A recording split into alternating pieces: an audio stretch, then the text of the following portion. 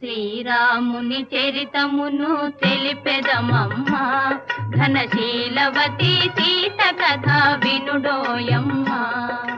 శ్రీరాముని చరితమును తెలిపెదమమ్మా, ఘనశీలవతి సీత కథ వినుడోయమ్మా.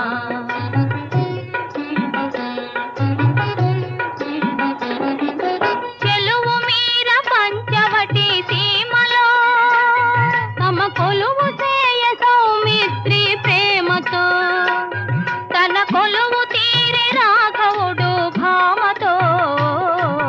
శ్రీరాముని చరితమును తెలిపెదమమ్మా, ఘనశీలవతి సీత కథ వినుడోయమ్మా.